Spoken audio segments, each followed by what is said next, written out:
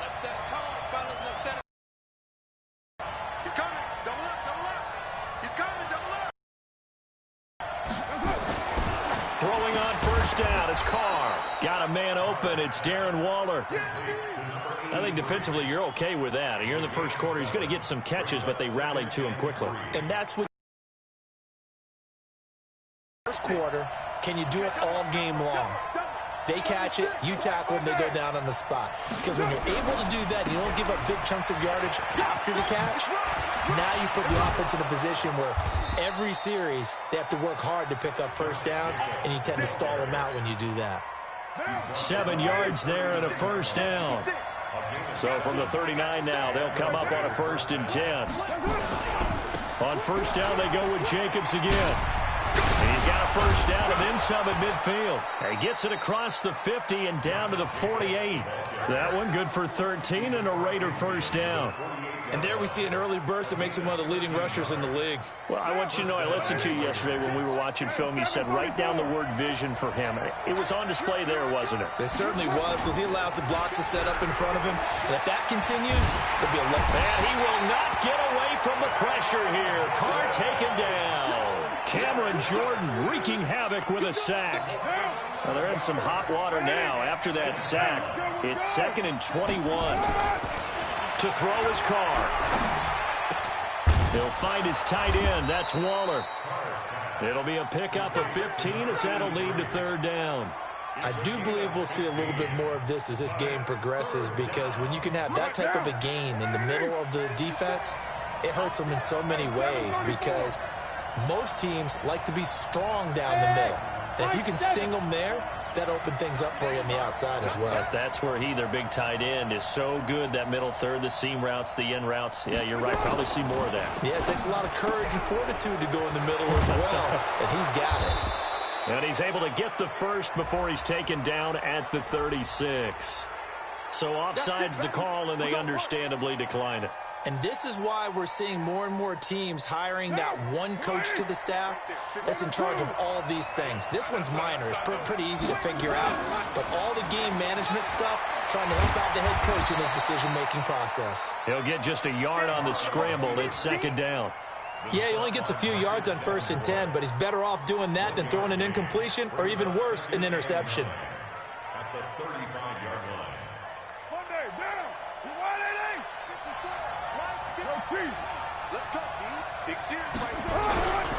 On 2nd down, Jacobs. It's a 4-yard pickup there, and it leaves him with 3rd and 5. And that's one of the reasons you like to blitz even on rundowns. It confuses the blocking assignments. It doesn't allow those offensive linemen to get up to the 2nd level. Carr with a play fake to Jacobs. Well, the 2 men come together, and it's incomplete. Excellent work defensively, brings up 4th down.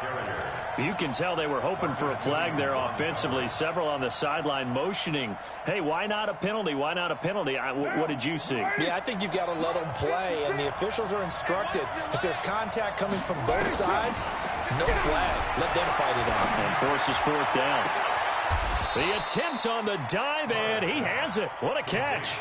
Wow, 1st and goal, and defensively all they can do is shake their heads. Not only did they allow the conversion, but a big play as well. 61, match 5. Here's Jacobs. And that'll move him a little closer as he takes it from the 7 down to the 4-yard line. Line of scrimmage, again the 4-yard line. 2nd and goal. No score after 1 on EA Sports.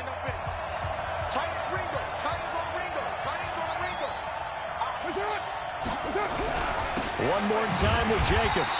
And he is met quickly in the backfield. Down he goes, folded like a lawn chair. He'll wind up losing a yard on the play, and that's going to bring up an interesting 3rd and goal.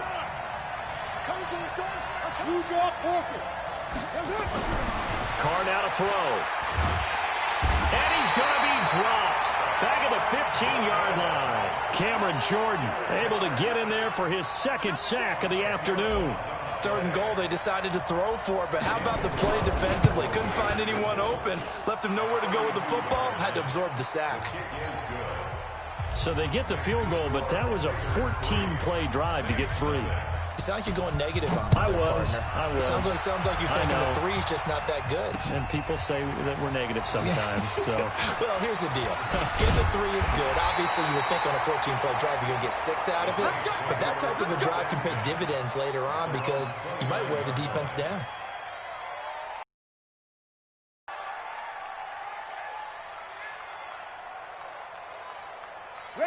So Brees going to lead the Saints up here, 1st and 10, just shy of the 30. Here's Brees. And it's hauled in by Jared Cook. That'll go as a pickup of 32 on the catch and run. For an offense that has not found the end zone yet, that's a big play. There's the spark right there. The big play that they needed. Now they've got to go ahead and finish this drive and put this ball in the end zone. Brees now on 1st down. And at the 7-yard line, the catch is made. Touchdown, New Orleans. Michael Thomas, 39 yards. And the Saints have taken the lead. What's good on the extra point? And that after the touchdown, Lutz to kick it off. This is taken about 7 yards deep. And the decision to come out is going to cost him 5 as he's taken down right at the 20.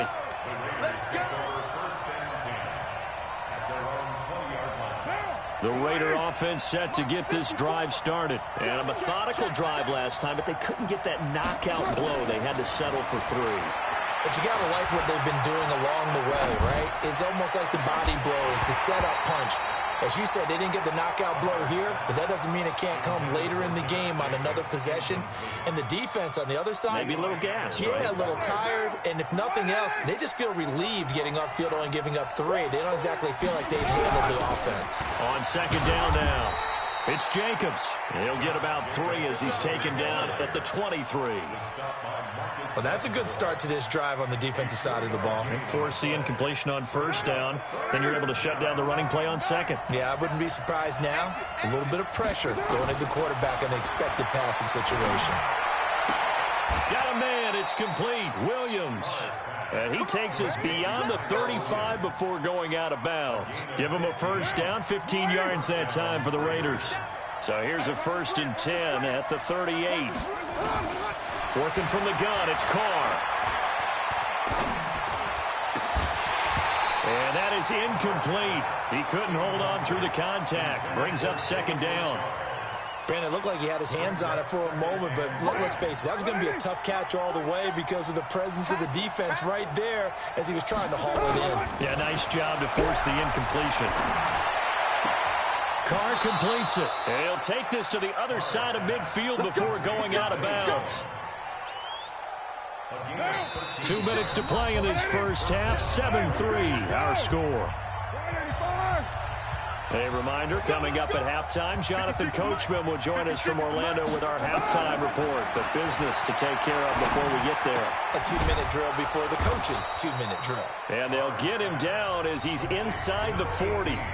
The Raiders going to use one of their timeouts. It's just their first, so they'll have 2 remaining here before we get to halftime. Carr gives to Rashard. Eli Apple up from his corner spot to make the play. What's the old expression, 3 yards in a cloud of dust? In this case, it's dust-covered pellets. It's no longer that old grass that we used to play on, right, and chew it up. Now we've got that artificial surface. You see the pellets go up. Still a nice play by the defense. And still about 3 yards shy of a 1st as the 4-yard pickup brings it to 3rd down. Trying to run for it with Jacobs. And that play is blown up, losing yardage back at the 35. That winds up being a 4-yard loss and leads to 4th down.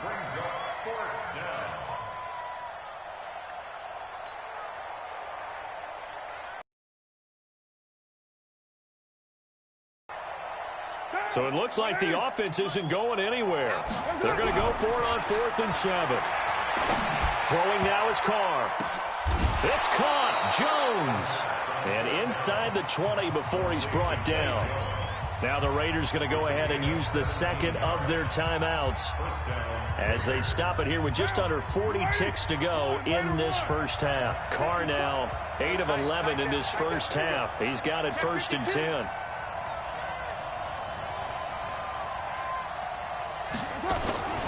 Here's Jacobs on 1st and 10. And they go the wrong way here. Knocked back to the 20.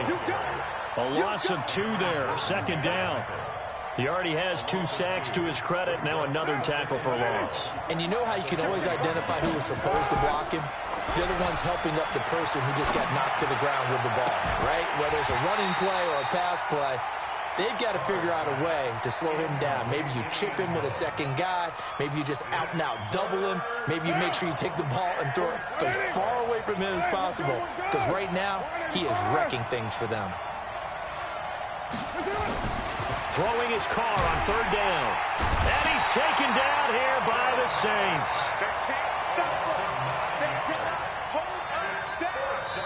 And we're going to get a timeout with 2 seconds remaining in the 2nd quarter. So with 2 ticks left here in the half, on is the field goal unit. He made his first attempt, this from 45. And this one's not close. Not even close. Short and to the right, it's no good.